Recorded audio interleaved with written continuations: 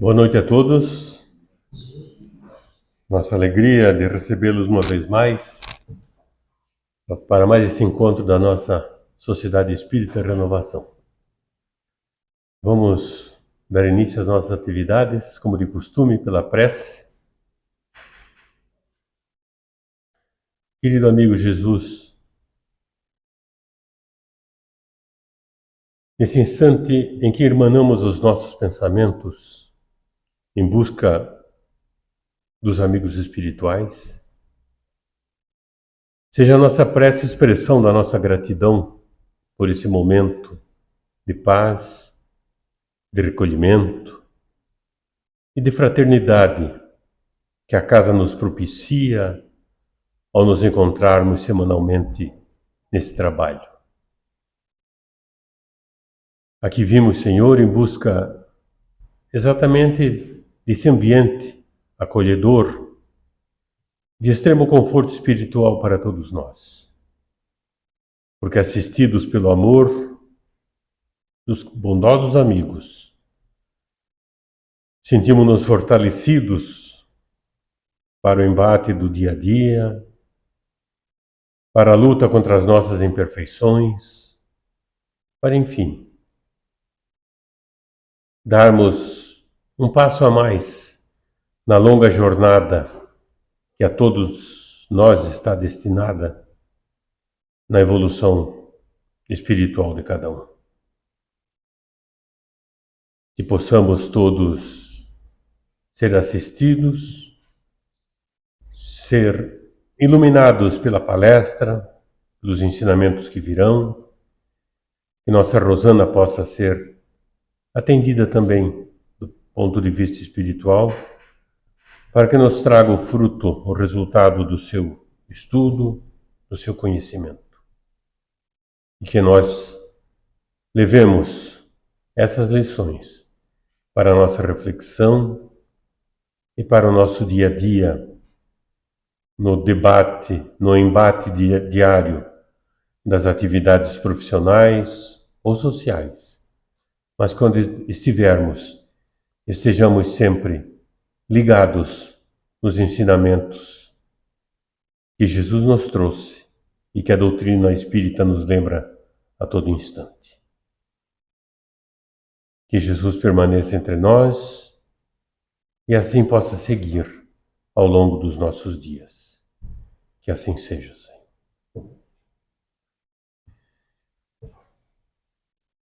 A palestra de hoje está a cargo, uma vez mais, da nossa Rosana Catânio, vice-presidente da casa nesse instante, e uma trabalhadora, literalmente, desde a primeira hora, porque é uma das fundadoras da Sociedade Espírita Renovação, já que aqui está desde 1984, setembro. A Rosana já cumpriu praticamente todas as atividades que a casa precisa, de toda a colaboração de cada um de nós, já deu a sua participação nas diversas atividades, mas tem ultimamente se destacado na divulgação da doutrina através das palestras. Presta também sua colaboração da Federação Espírita do Paraná e nessa noite nos brinda com mais uma palestra. Rosana Catânio.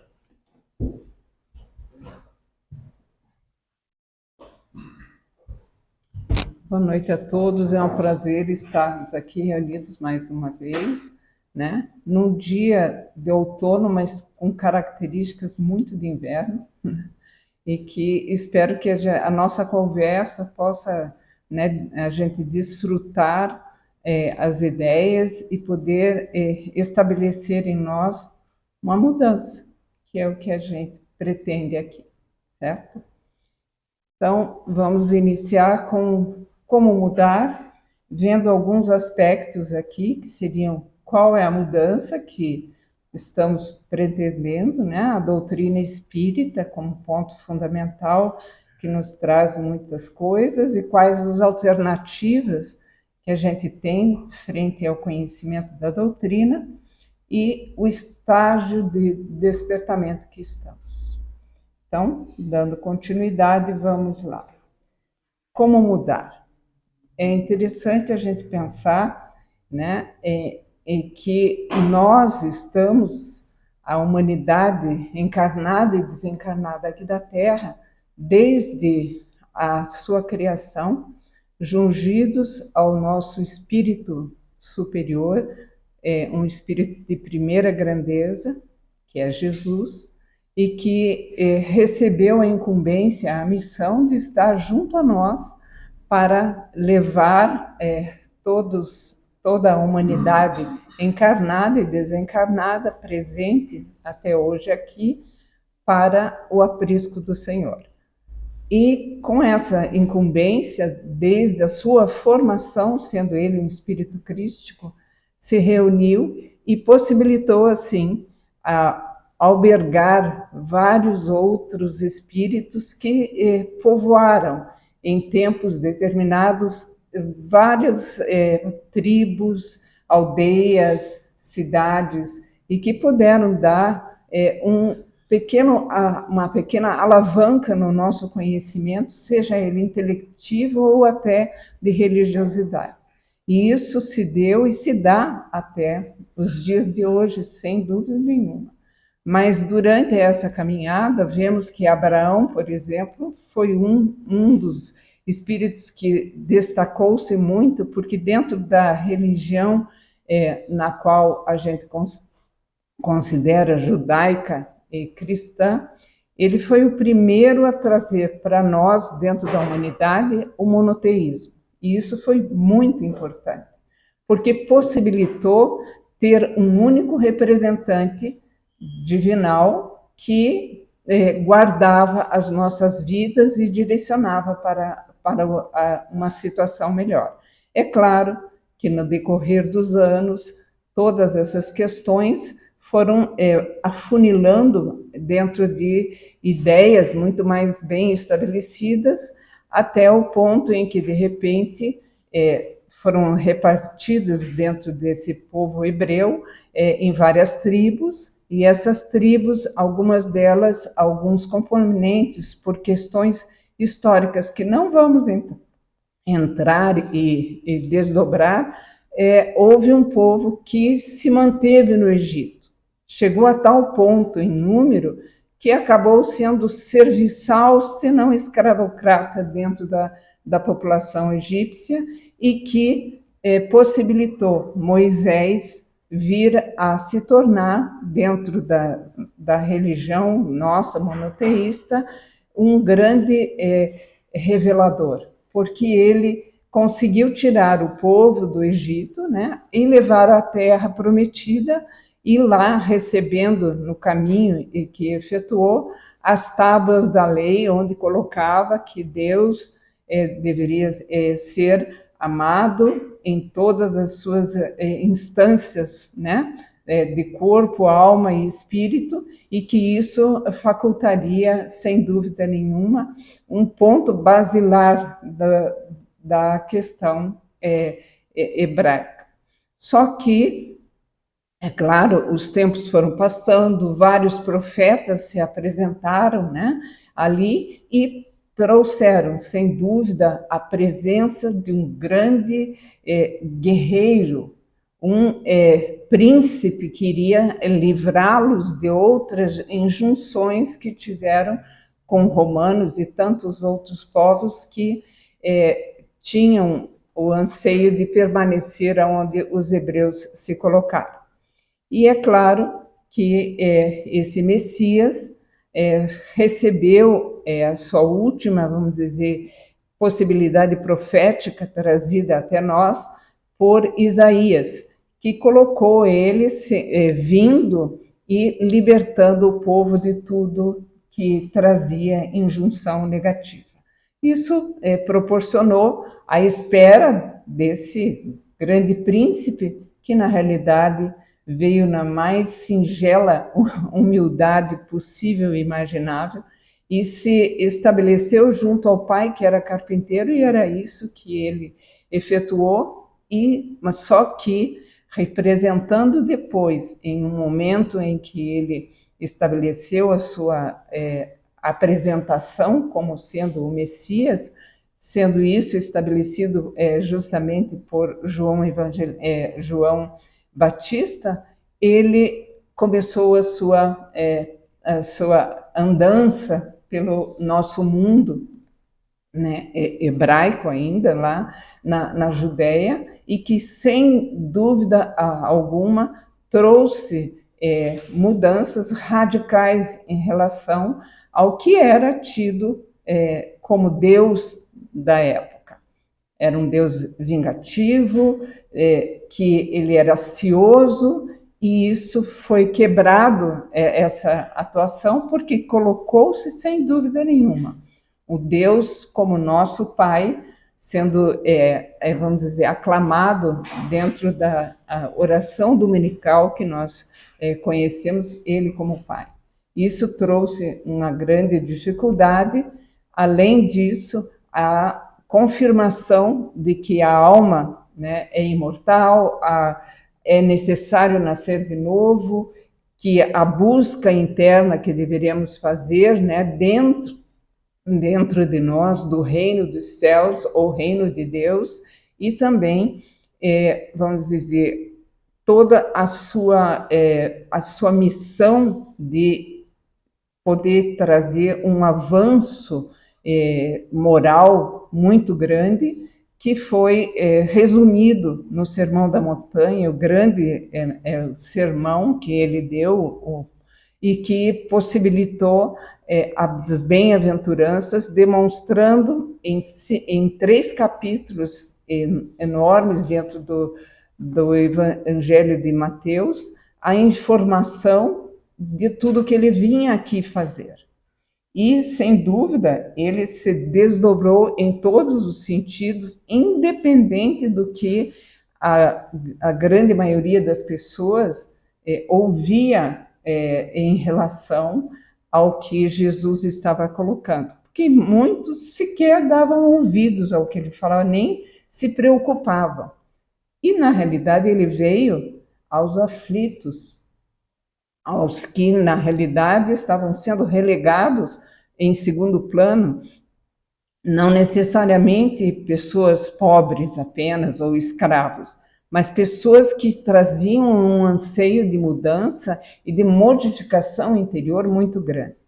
E ali ele permaneceu até que, sem dúvida, todos nós conhecemos as questões que se estabeleceram junto a Jesus, né? Jesus, ele veio à Terra, segundo o que ele mesmo coloca, né, para acordar os homens para a vida maior.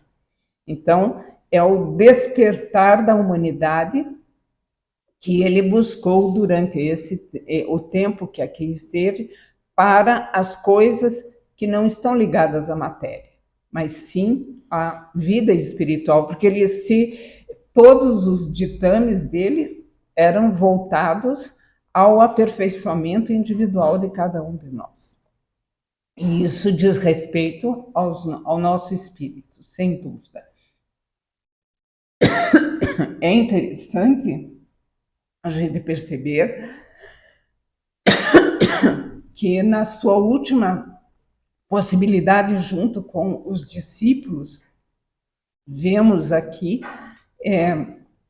Jesus se reunindo com os discípulos, sabendo tudo o que iria acontecer, percebendo que Judas seria quem estaria indo contra ele, e o que ele fez? Ele pede a Judas que saia da onde ele está ali, junto com os demais discípulos, e vá fazer o que ele já tinha premeditado.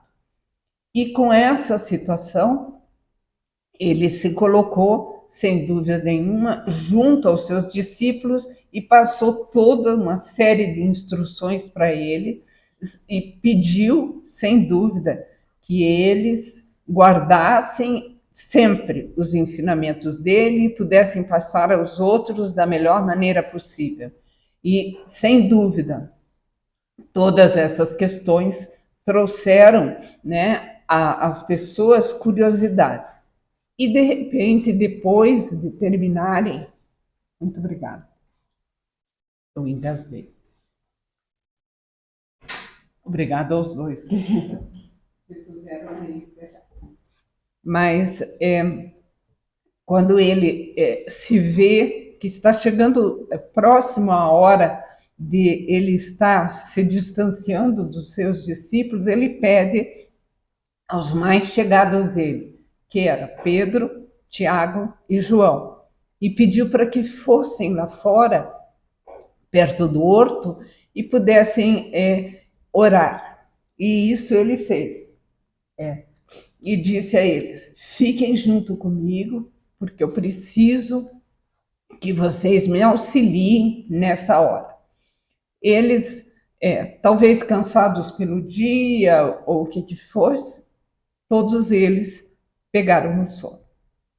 Só Jesus permaneceu, como sempre fazia no final da tarde, se recolhendo em um determinado local, a esmo, e lá se dedicava às orações, e isso fazia e trazia, como traz a todos nós, sem dúvida, quando a oração é bem estabelecida, muita paz.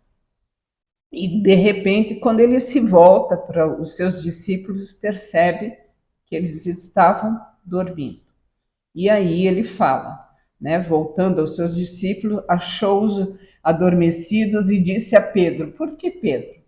Porque ele tinha pedido que Pedro fosse a pedra da igreja, a pedra que iria consolidar toda a estrutura, né, de formação religiosa.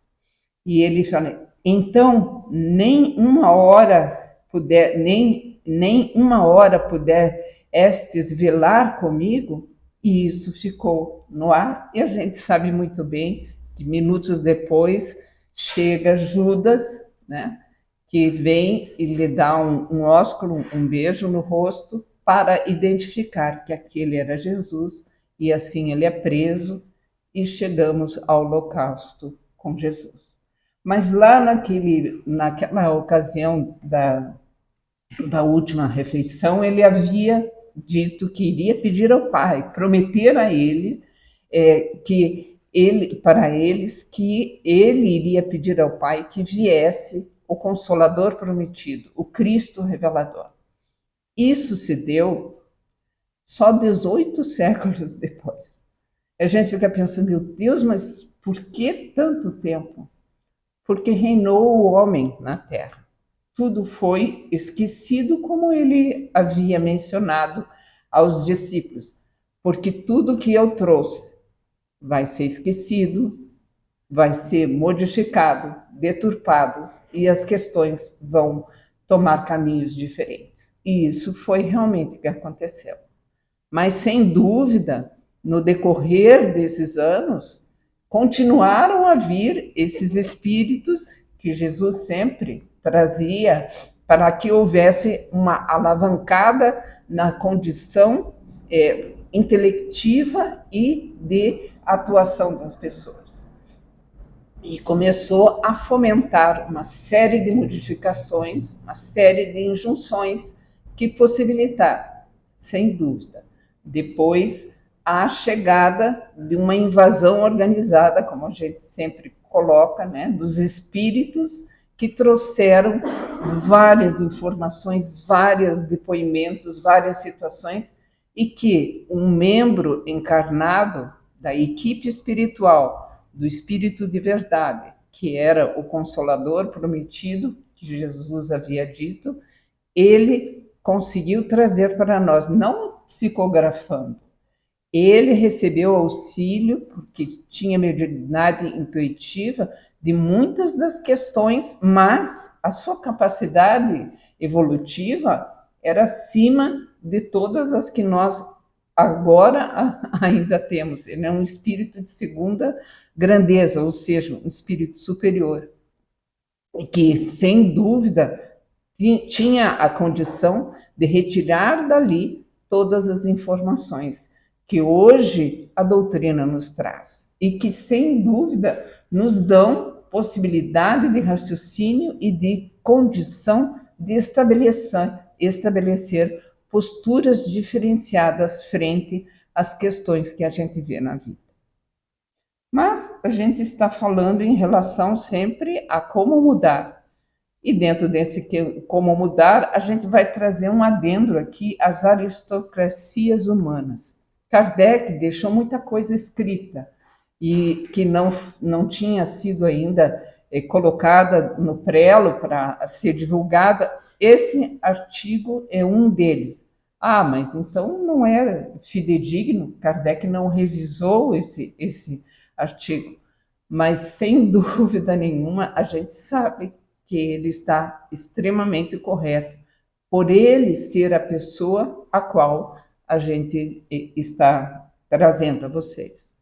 Ele traz assim que o poder dos melhores, na realidade, sempre, dentre todos os povos existentes aqui, ele se deu, seja em chefe, em uma autoridade que comandava todo o grupo. Sempre houve um comando, uma pessoa que, à frente daquele agrupamento, levava para que houvesse possibilidade de um desenvolvimento dentro do quê? Dos ditames que ele efetuava, certo?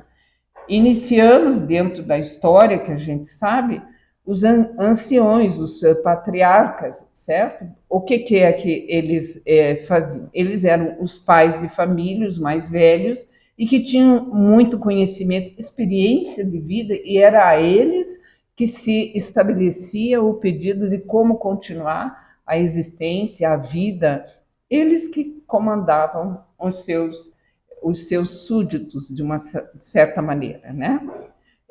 Posteriormente, não só, vamos dizer, pelo conhecimento, mas às vezes, como havia muita invasão, muita guerra e buscas de questões em que determinados povos eram avançados em alguma coisa, os outros queriam aquilo para ele, e surgiram, sem dúvida, os mais fortes, né? Pela força bruta, não pela capacidade intelectiva ou de conhecimento ou de vivência. E surgiram daí dinastias representantes. E que isso estabeleceu o quê? Quem tinha guerrilheiros, pessoas fortes, formava um determinado clã, e esse clã era superior a quem? A quem não tinha absolutamente nenhum representante que pudesse lutar. E havia, então, houve a grande divisão de classes, isso durante a história que falamos aqui do mundo, certo? Só na condição de chefes, de uma maneira geral.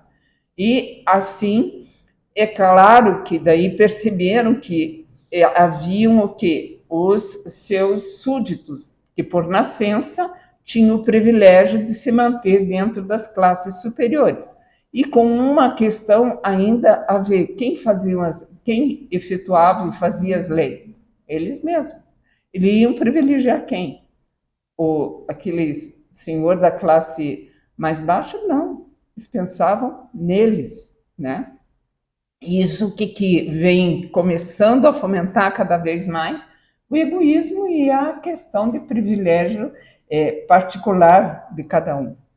Depois, realmente a classe inferior é que trabalhava, tinha que trabalhar para sobreviver, além de manter a classe que era predominante e mais, vamos dizer, de elite, né? Eles tinham que trabalhar e muito, e isso possibilitou a eles irem adiante pelo mar, em embarcações, buscando novos caminhos, novas situações, e desenvolver o quê? A inteligência. O trabalho é uma das molas principais e que está até dentro do livro dos Espíritos, é o que fomenta o desenvolvimento da nossa capacidade intelectiva de poder estabelecer uma melhora em nossa existência, em condições, sejam elas quais venham ser, né? E isto, sem dúvida, né, fez com que eles ganhassem uma determinada aristocracia, um certo poder, porque eles tinham dinheiro. Então, o dinheiro começou a estabelecer uma outra divisão e facultou, digamos assim, leis que eram iguais, de uma certa maneira, para todos, mais preponderante a questão econômica. E assim, estabeleceu-se isso, o que vai chegar? Vai chegar ao ponto em que as classes oprimidas se sentiam extremamente mal. E isso fomenta, o que será que vai fomentar? Fomenta, sem dúvida, a mudança. Agora a gente está falando qual mudança que a gente está estabelecendo aqui. Não é a mudança de um local físico onde que eu vou me estabelecer em um outro lugar, alterar, né? É a questão socioeconômica, não é nessa situação de eu me mudar para a praia agora, não é nesse sentido da mudança, é o que a gente já estabeleceu anteriormente, né? É a maneira de viver, porque é a maneira de viver que está equivocada. E por quê? Porque não tem aspectos morais que coloquem todas as pessoas em uma situação de melhoria, de engajamento. Então, é a razão, né, em que a razão é quem vai tomar conta das escolhas dos nossos sentimentos, emoções, maneiras de agir. Então, isso é muito importante, porque a religiosidade toma um outro patamar, certo?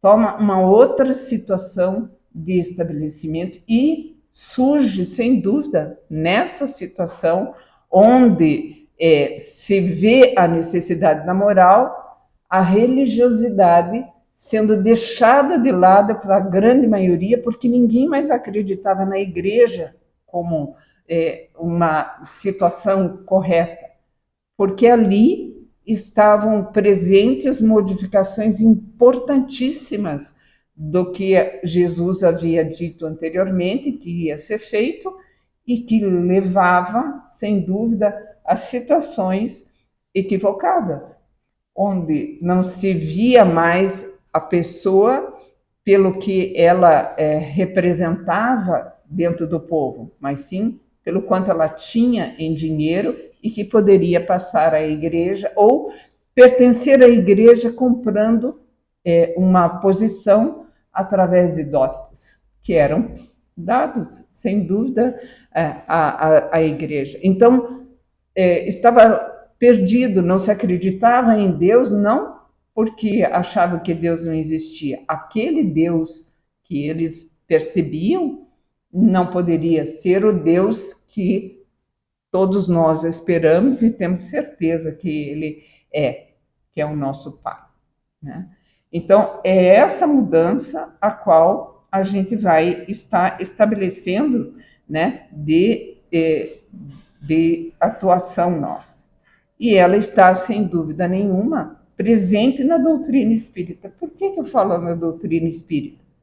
Porque é o Cristo redivivo, aqueles espíritos todos que trouxeram as mensagens e que Hippolyte de Lyon, Denis Arrivai, conseguiu montar o maior tratado filosófico, científico, religioso, onde alberga toda a moral, ela está baseada na moral do Cristo, aquilo que Cristo nos trouxe, mas só que desenvolvido, explicado, e nos dá a condição de termos o quê? Uma fé raciocinada, onde nós tiramos conclusão e conclusões de situações por sabermos e estabelecermos através dos ensinamentos que se nos são trazidos pela doutrina. E isso é muito importante. É muito importante porque nos dá o quê? Um norte que é fundamental à nossa caminhada. E como ponto fundamental, sem dúvida, temos aqui que Deus é a inteligência suprema, causa primária de todas as coisas. É o resumo mais sintético e mais explicativo de uma certa maneira. Não existe ninguém superior. E Ele que criou tudo.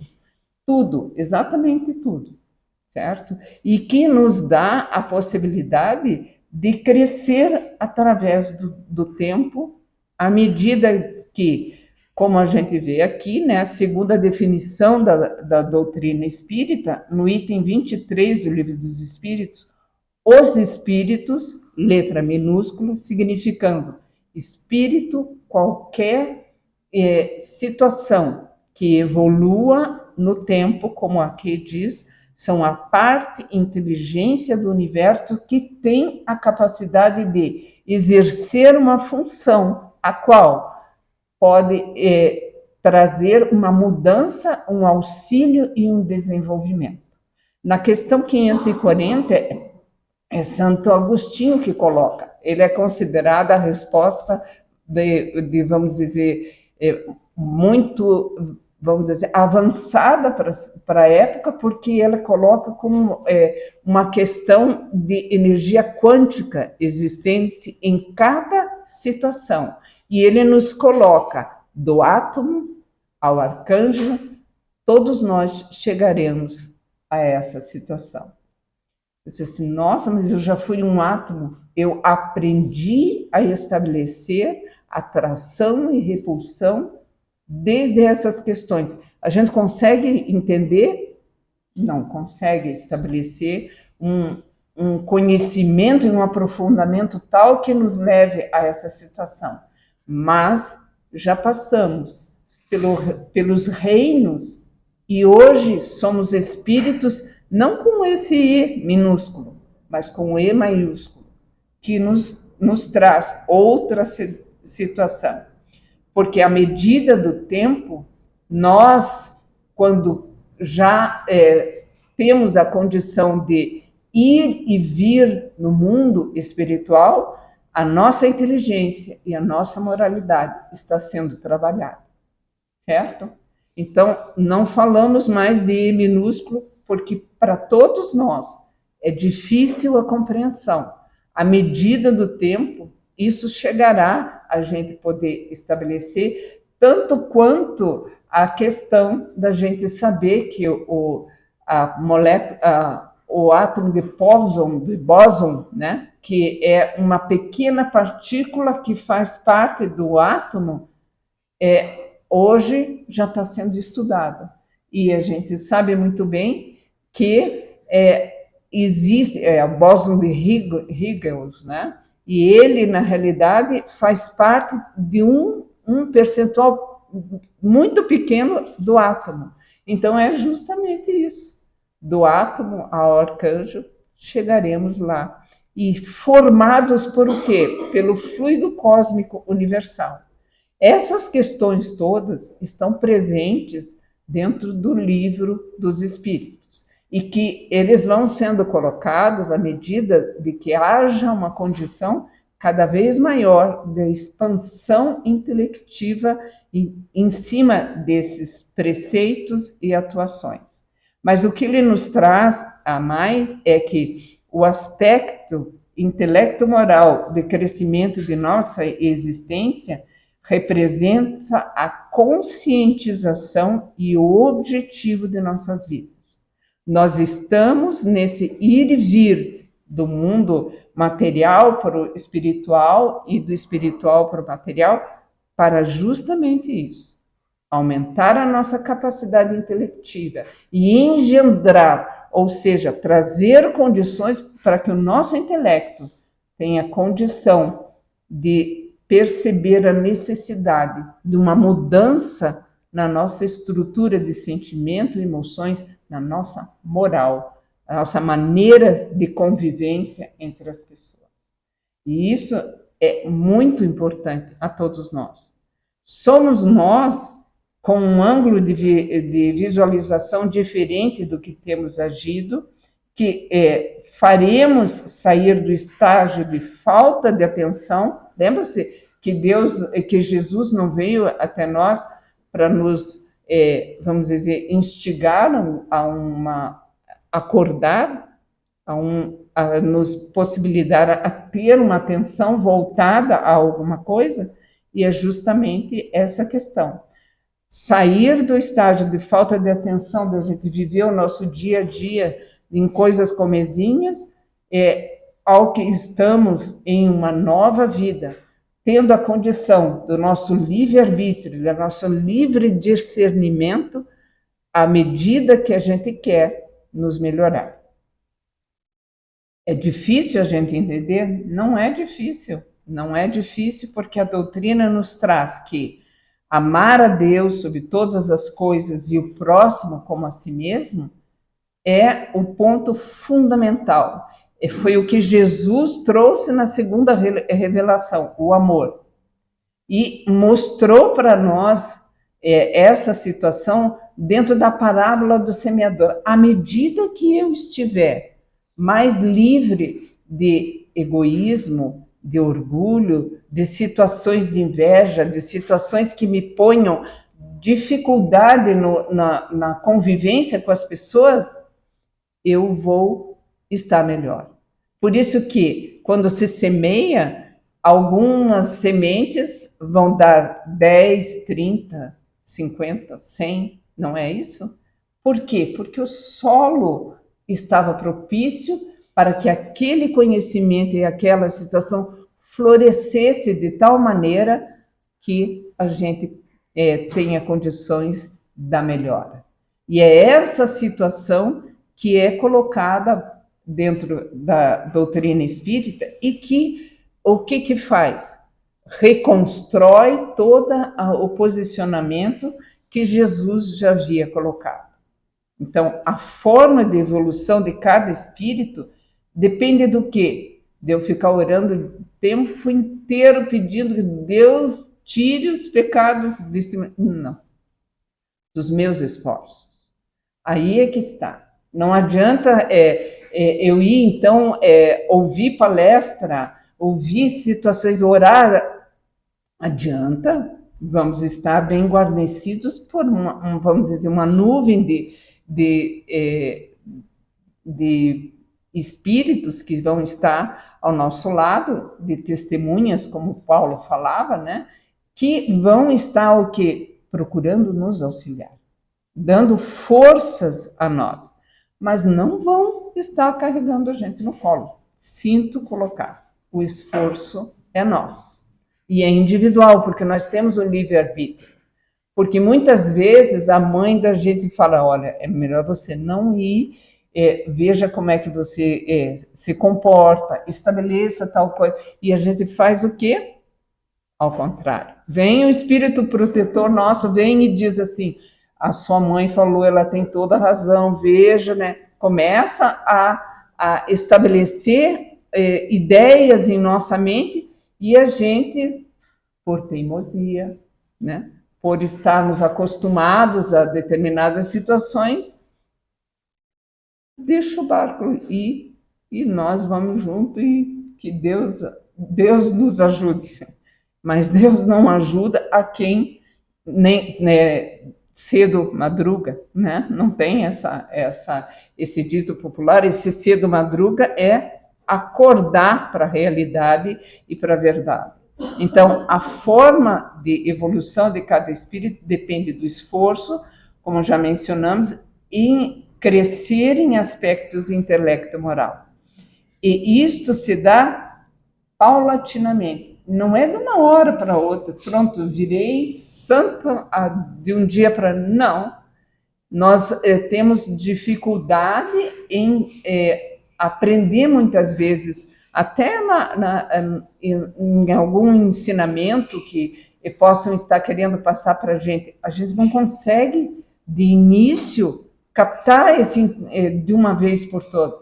Às vezes tem que haver uma repetição. Só que nós já estamos repetindo faz um tempão. Estamos meio parados, né?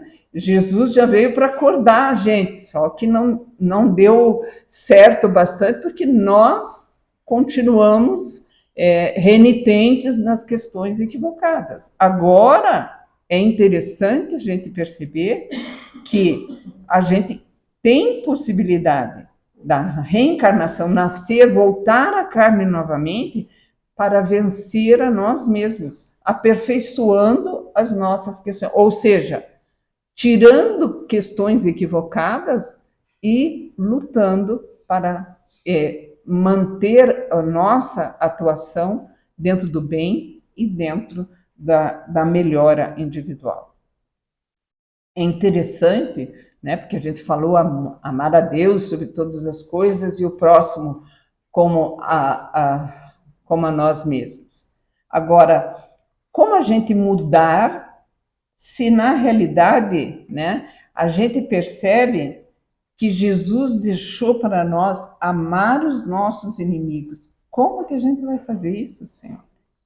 É difícil, sem dúvida nenhuma, é difícil, né? Só que é interessante que essa questão não é o amor que a gente dedica a um filho, a um parente, a um amigo chegado a gente. A gente vai estar caminhando junto e procurando auxiliar à medida do espaço que surja para que a gente possa auxiliar. Quando a pessoa se fecha, às vezes isso não se dá de pronto nessa encarnação, mas na próxima poderíamos estabelecer novas situações. A questão é não fecharmos a porta, porque não vamos deixar.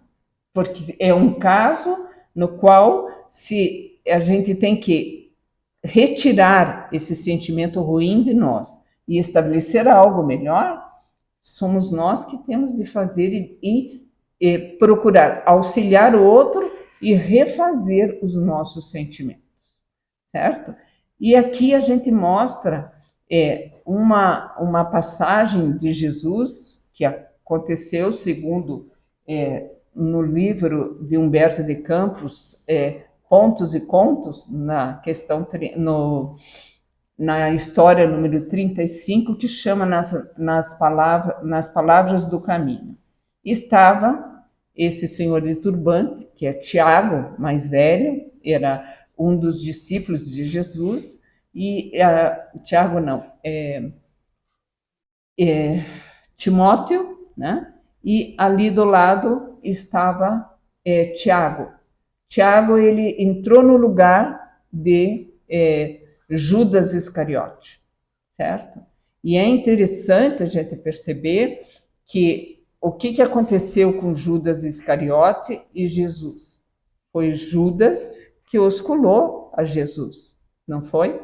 E que disse aos guardas e aos demais que estavam ali que ele era Jesus e que ele foi preso. E por essa questão de ele ter combinado junto ao Sinédrio, junto com Anás e Caifás, que eram os presidentes do Sinédrio na época, né, os dirigentes da época, ele se sentiu culpado porque a imagem, a ideia que ele tinha era outra.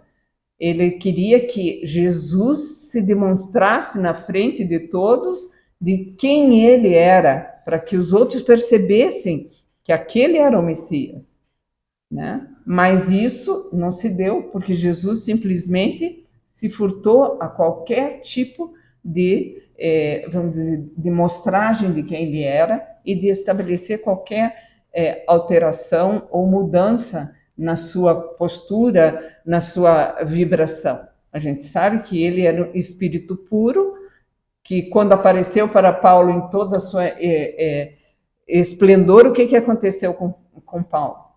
Ele ficou cego, certo? Então, e ele simplesmente baixou a sua cabeça, falou para Pedro que não fizesse nenhuma reação. Pedro tirou uma espada de um dos guardas e tirou a orelha de um.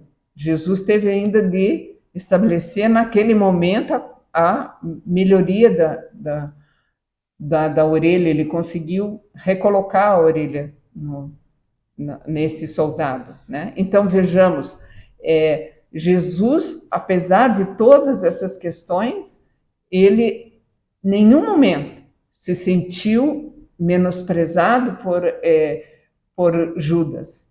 E quem foi que tirou ele de regiões em que o seu pensamento estava totalmente em turbilhão e ele estava quase enlouquecendo? foi o próprio Jesus, que segundo as escrituras, né, diz que foi tirado do inferno e trazê-lo a uma condição maior. Jesus, logo após ter sido, vamos dizer, sacrificado, né? E aqui estavam, na realidade, Tiago, em Betânia. Betânia é uma cidade onde moravam, lembra, Maria, Marta, Lázaro, e que ficava próxima a Jerusalém. E que a região é tudo muito parecida. E ele disse assim, puxa, esse lugar me recorda muito, né, Jesus. E só que realmente me faz recordar de Iscariotes, né, de Judas, que foi ele o culpado, e eles começaram a trazer situação pior, né, de Judas que o outro, e que sempre observaram que tanto Pedro quanto João disseram que ele não era assim, que a ideia que ele tinha era outra, e começaram a trocar essas situações e foram conversando. De repente, começou, Tiago olhou assim longe e disse, nossa, veja, vem vindo alguém muito luminoso, quem será? Descobriram, perceberam que era Jesus. Eles se ajoelharam e começaram a chorar, e Jesus quase que ia passando reto por eles.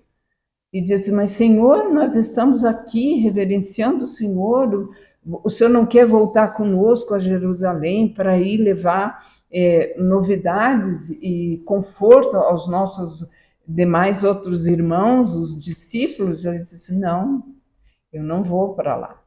Eu estou indo em direção a Judas, porque ele precisa muito mais de mim nesse momento do que vocês aqui. E isso fez assim com que eles fizessem minha culpa e ver que justamente, né, Tiago, que tanto já estava escrevendo suas escrituras, né, lembrando das passagens com Jesus, ele volta e escreve uma das mais, vamos dizer, difundidas questões que ele escreveu, que na realidade era sobre a nossa boca, que a nossa boca, ela está justamente entre o cérebro e o coração e entre os membros, e que ela pode segurar tanto os membros quanto as pernas para que a gente não fuja e efetue a sua atuação, e que ela segura um corpo para não cometer o erro de falar coisas que não se deve. Independente do que, na realidade, a gente sabe que Judas cometeu, nós trazemos uma carga enorme a nosso pensamento, as nossas palavras, os nossos atos, eles estão recheados de vibração. E é claro, a vibração vai ser maravilhosa se ela estiver junto com uma oração, vai estar muito mais leve. Isso agora, de palavras que remontam o erro do outro, será que a gente está ajudando? Será que a gente está trazendo benefício a quem ali está, muitas vezes, num turbilhão sem saber realmente qual é a direção que vai tomar?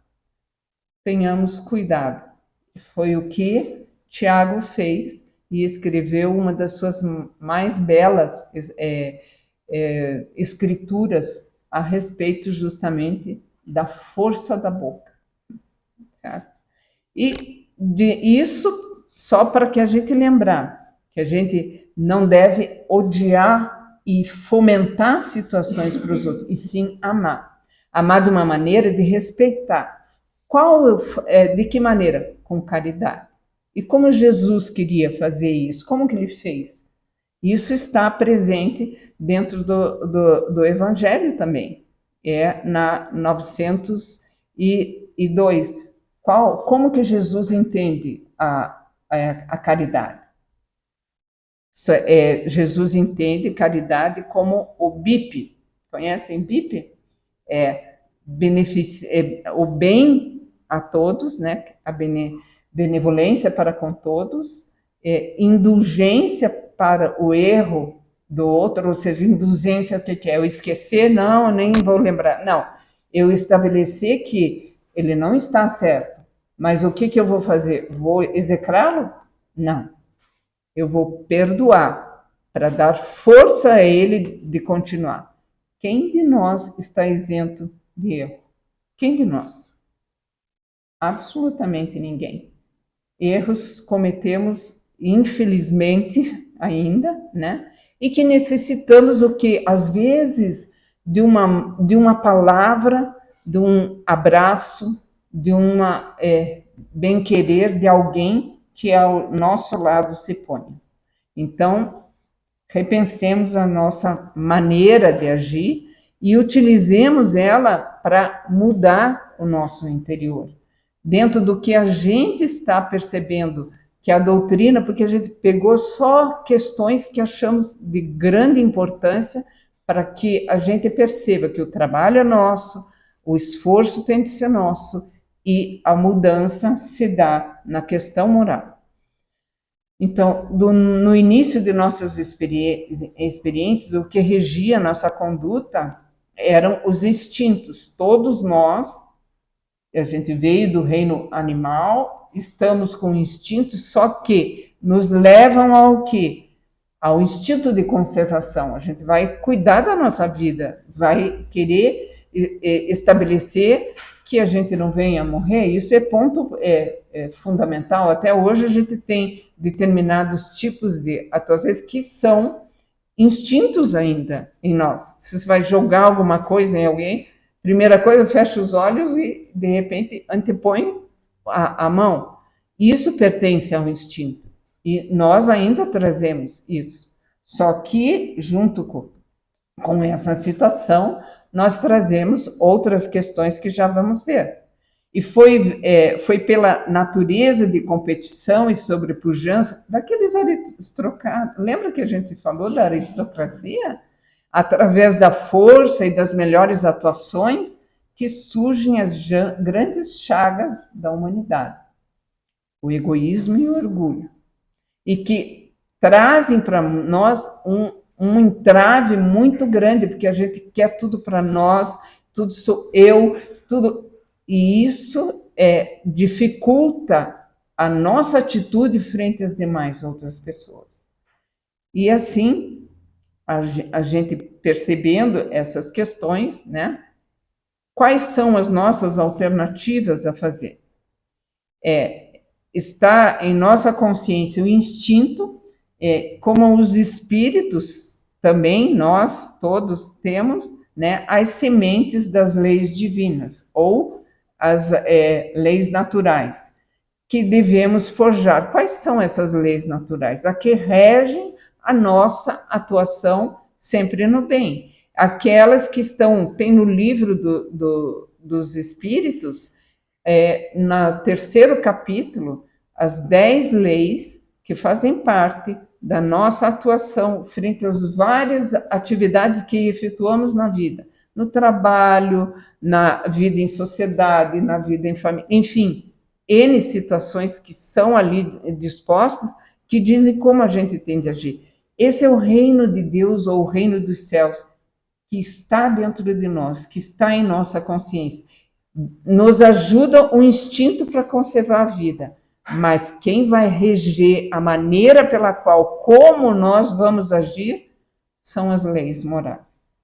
E sem dúvida, né, a reencarnação é como um crisol ou um depurador, que serve para atingir a perfeição relativa a que somos sujeitos. Ou seja, a gente não vem para cá totalmente despreparado, em hipótese alguma. A gente vem através, né, de experiências que passamos no mundo espiritual, que vivenciamos, chegamos no mundo espiritual, depois que restabelecemos a nossa força, a nossa condição já de espíritos acordados, já aptos a poder estabelecer situações, a gente vai estar recebendo as primeiras avaliações e modificações. Como assim no mundo espiritual? O que a gente vai ter? Estudamos no mundo espiritual. Então, eu sou muito egoísta. Eu vou estudar sobre o egoísmo e todas as maneiras pelas quais eu vou ter condições de poder estabelecer essa retirada em nós. Lá no mundo espiritual, nós não vamos ficar no dolce far niente sem fazer absolutamente nada. Estaremos dispondo, além de algumas horas, para auxiliar as outras pessoas em estudar as nossas necessidades de melhora. E vamos estar aprendendo como lidar isso com pessoas especializadas, às vezes encarnadas ou desencarnadas. Tem várias pessoas encarnadas que têm condições de trazer um posicionamento e uma melhora muito grande às pessoas. E eles são trazidos como que, digamos, numa sala de aula, numa exposição, num congresso, para ouvir aquilo e poderem daí tirar dali as maneiras como agir, né? Assistir cursos com especialistas, com orientação das nossas necessidades, até que, de repente, após um certo tempo, a gente consolidou tudo que a gente podia ter recebido e estamos aptos ao retorno. Agora a gente vai dizer assim, você vai agora para Conchinchina. Absolutamente. Será que na Conchinchina eu vou encontrar as situações que eu necessito para melhora? Então, é aí que se dá a grande jogada. Recebemos dentro de uma família. Que família? Das pessoas que já estavam ao nosso redor. Por isso que a gente deve tratar todas as pessoas como o quê? Irmãos. Que nós somos todos irmãos, certo? E que essa família vai estar estabelecendo dentro da missão de paz a melhora nossa. Verificar as tendências que a gente tem, que no começo a criança é muito não é egoísta, é egocêntrica. Mas se aquilo permanecer de tudo para ela, aí tem uma coisinha que precisa ser mexida, então tem que ser conversada, falada. É a função, é a missão dos pais. É a maior missão que todos nós temos. E que diga-se de passagem, eu tenho 4 filhos e agora 4 netos, bem complicado de a gente poder, muitas vezes, tentar modificar alguma coisa. Só que a gente não fique desesperado. Aquela sementinha que a gente falou, lembra-se das parábolas do semeador? Exatamente. Um dia ela vai crescer. No começo pode ser que nasça só um frutinho, mas com o tempo aquilo tudo reverbera. E com o auxílio de quem? Dos pais. E também de todos os demais componentes da família. Então, como é importante o nascimento dentro desse lar, que é uma célula especializada na educação, né? E assim, estes têm os predicativos justos para educar, orientar, vencer a nós mesmos.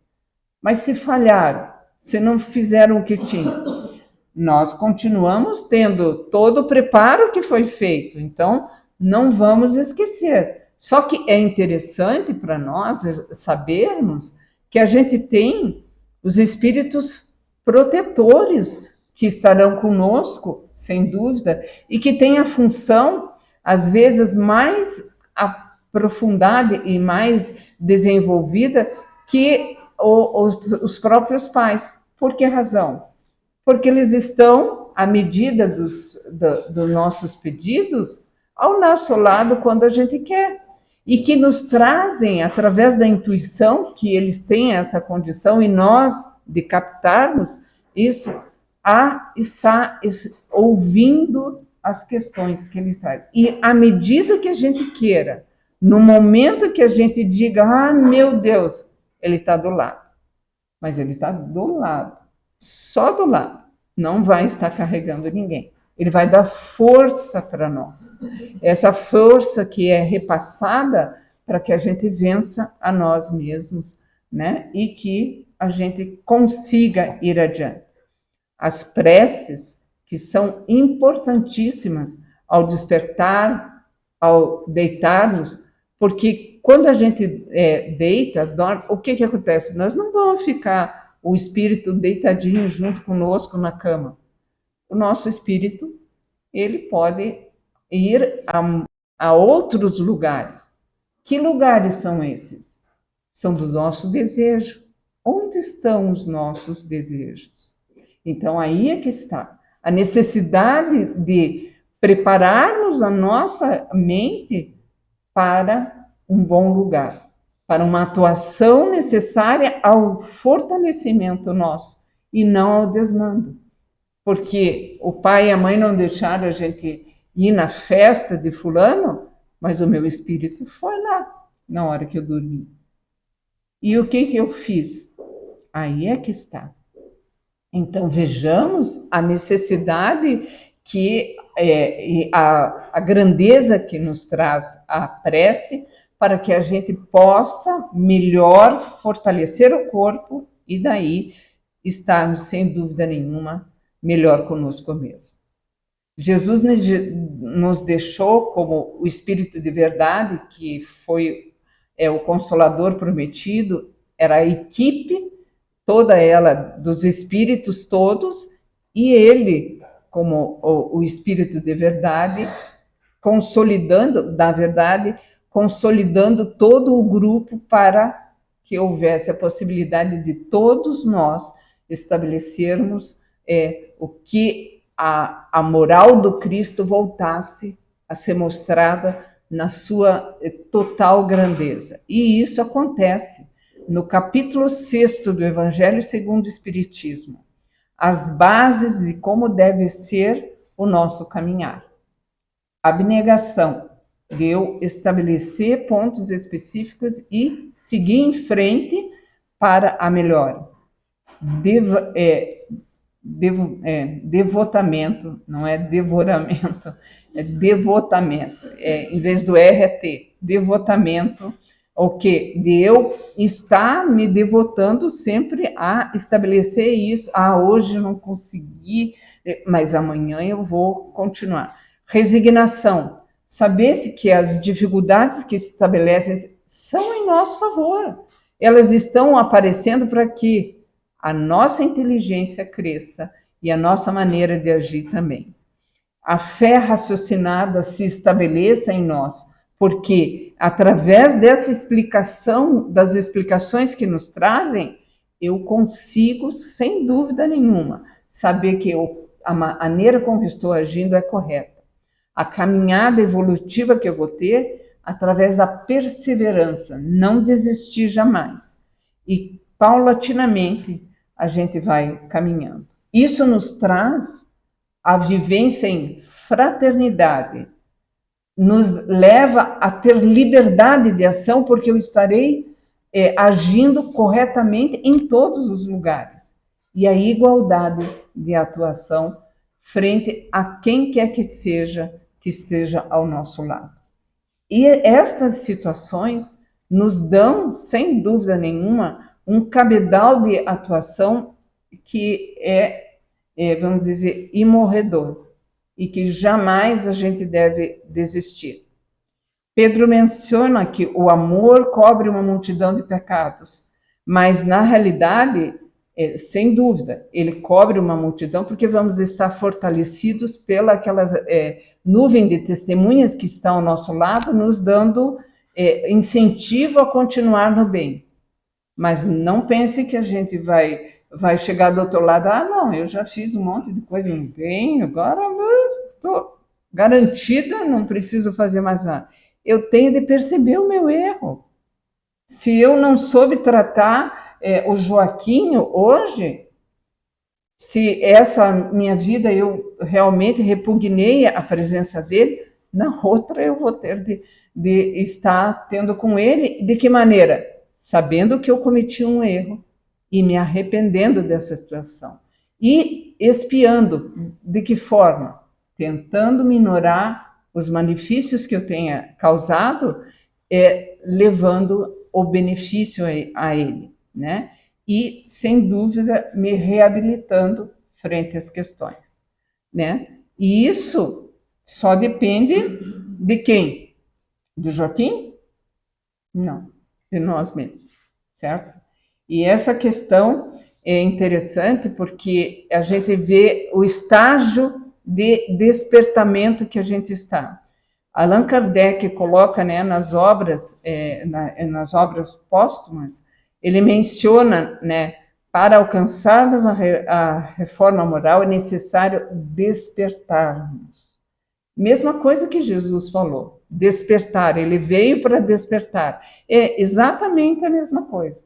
Porque muitos de nós estão assim, adormecidos, vivendo a vida no seu dia a dia, na sua atuação, fazendo o que tinha de fazer, come, dorme, vai trabalhar, volta, né, casa, não casa, e aí e que vai.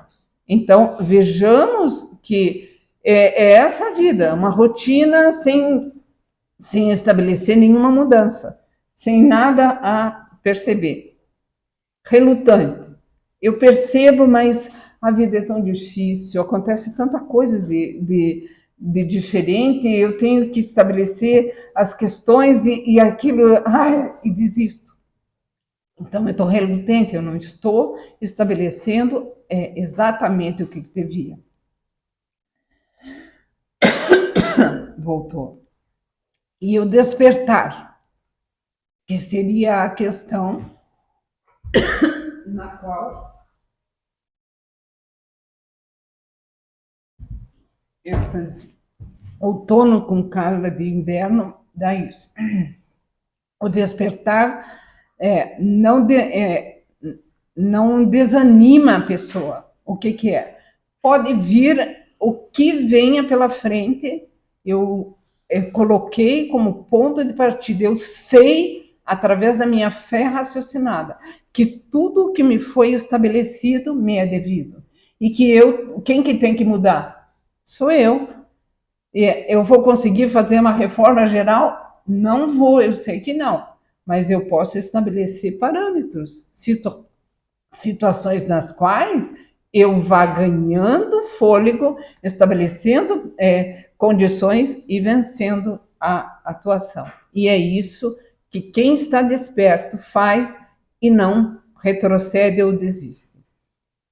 E vocês devem estar congelados na cadeira, sem se mexer, mas já estamos terminando, né?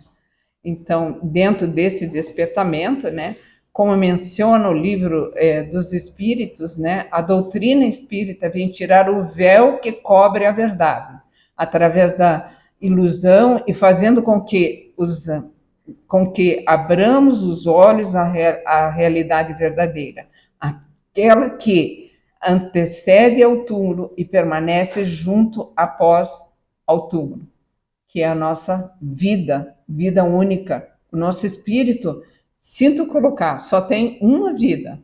Ninguém vai ter várias vidas, vamos ter reencarnações, passagens dentro do mundo material, mas o espírito é o mesmo. A vida é uma só. A determinação em fazer mudança tem que ser nossa. Então, vejamos a necessidade. O que morre é o corpo. A alma depura-se, né, à medida dos nossos esforços. E por essa razão, a gente agradece a vocês. E desculpem, né, termos demorado tanto na conversa.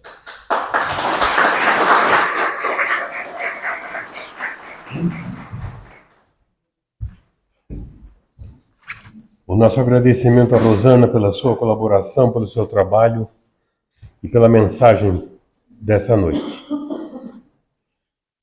A programação da casa às terças-feiras está sem luz. A casa tem um trabalho de costura que é material que depois é doado principalmente às gestantes, a confecção de enxovais para distribuição às gestantes carentes. Esse grupo se reúne às 14 horas das terças-feiras. Às 20 horas, tem um grupo de estudo avançado da doutrina espírita sobre o tema cristianismo e espiritismo. Às quartas-feiras, essa palestra, um grupo do estudo sistematizado da doutrina espírita, 1 e 2, são 2 módulos. Evangelização da juventude, os jovens hoje estão aqui conosco também.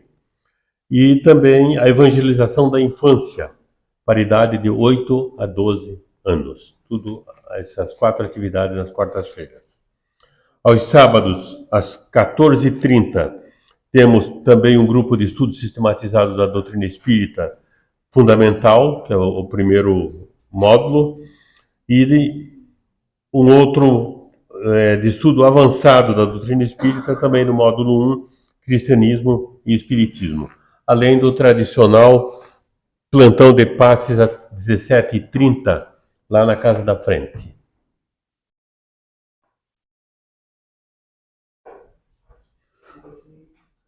Fala, Rosana.